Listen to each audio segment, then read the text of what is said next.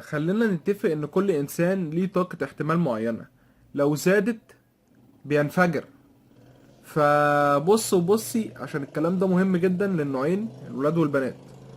انا ما عنديش مشكلة اللي انت تدخلني مع حبيبتي عادي، يبقى هي انسانة رخيصة وانت انسان زبالة.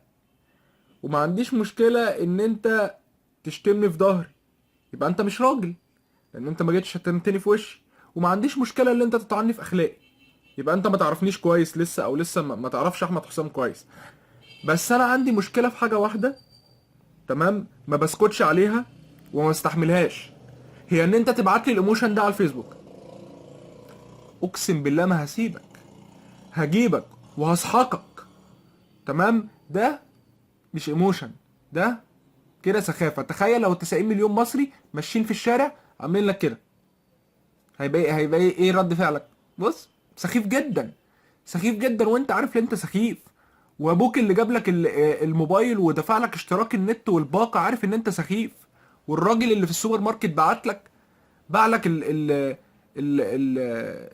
الايه، انت نسيتني، انت شوف من كتر ما انت سخيف نسيتني.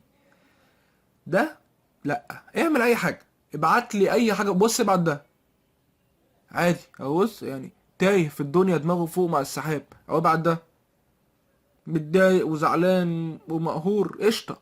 لكن ده لا، ده سخيف، ده سخيف، وهجي هطلع لك في كوابيسك، هطلع لك في احلامك وفي كوابيسك وهسحقك، هدمرك، مش هسيبك.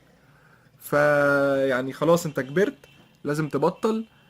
كلنا حواليك، كلنا هندعمك، ما تخافش. انت ما تستاهلش اصلا انا اتكلم معاك، والله العظيم ما تستاهل. لا لا لا، انا هقفل، لا.